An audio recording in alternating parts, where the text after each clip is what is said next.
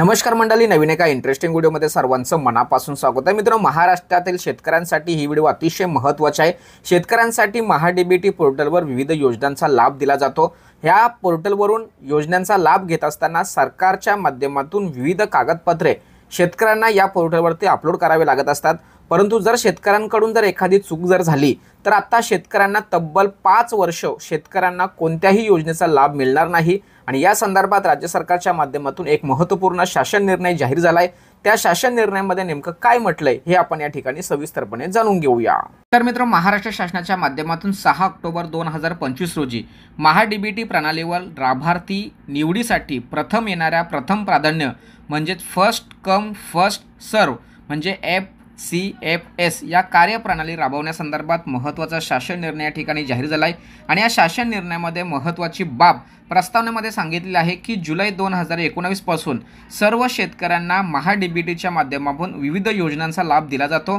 आणि या योजनांचा लाभ देत असताना विविध बाबींसंदर्भात राज्य सरकारच्या माध्यमातून एक शासन निर्णय जाहीर झाला आहे। आणि या शासन निर्णयामध्ये महाडीबीटी प्रणालीमध्ये लाभार्थी निवडीमधील पारदर्शकता लाभ देण्याकरिता गतिमानता टिकून राहण्यासाठी विद्यमान लॉटरी कार्यप्रणालीऐवजी प्रथम येणाऱ्यास प्रथम प्राधान्य ही कार्यप्रणाली 1 एप्रिल 2025 पासून राबवण्यास शासन निर्णयानुसार मान्यता देण्यात आली आहे।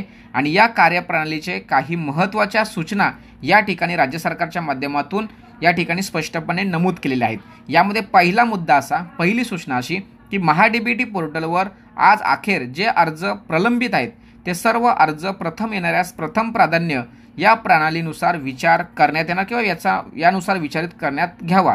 त्याचबरोबर दुसरा महत्त्वाचा मुद्दा बघा, या ठिकाणी जे लाभार्थी या प्रक्रियेमध्ये समाविष्ट होताना चुकीचे खोटी कागदपत्रे सादर करतील किंवा दिशाभूल करून लाभ घेण्यासाठी किंवा घेण्याकरिता प्रयत्न करतील त्यांचा लाभ वसूल पात्र करण्यात येईल। त्यांचा आधार व फार्मर ID पुढील 5 वर्षासाठी कृषी विभागाच्या सर्व योजनांसाठी ब्लॉक करण्यात येणार। म्हणजेच मित्रांनो, हा मुद्दा अतिशय महत्त्वाचा आहे।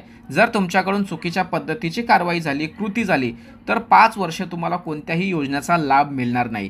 त्याचबरोबर तिसरा मुद्दा बघा, ज्या घटकाकरिता लाभार्थ्यांची निवड होईल त्या घटकांचा लाभ त्या लाभार्थीने त्यापुढील किमान 3 वर्ष घेणे अपेक्षित आहे।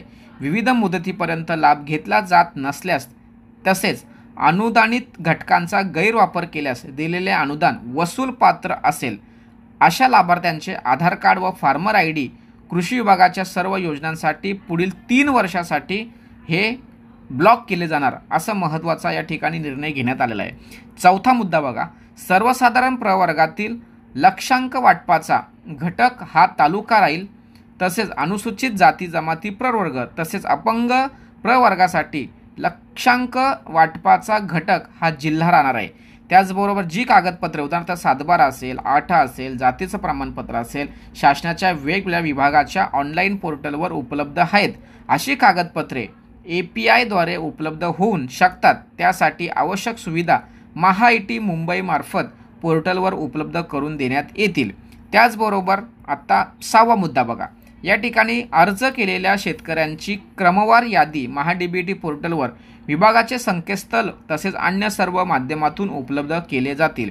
त्याचबरोबर 7वा मुद्दा, लाभार्थ्यांसाठी पात्र अर्जास पूर्ण संमती दिल्यानंतर त्या संबंधित लाभार्थ्याचे विविध मुदतीत लाभ न घेतल्यास त्याचा अर्ज रद्द करण्याचा संदेश पाठवून त्याचा अर्ज रद्द करण्यात येईल। सदर अर्ज त्या आर्थिक वर्षात विचारात घेतला जाणार नाही अशा पद्धतीच्या महत्त्वाच्या सूचना या शासन निर्णयानुसार सर्व शेतकऱ्यांना दिलेल्या आहेत।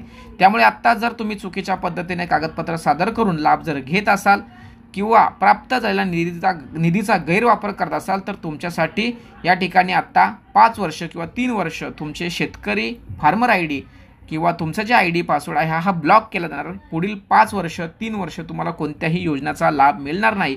या संदर्भात हा शासन निर्णय महत्त्वाचा असल्याने सर्वांसाठी उपयुक्त आहे। सर्व शेतकऱ्यांपर्यंत हा शासन निर्णय पोहोचवा।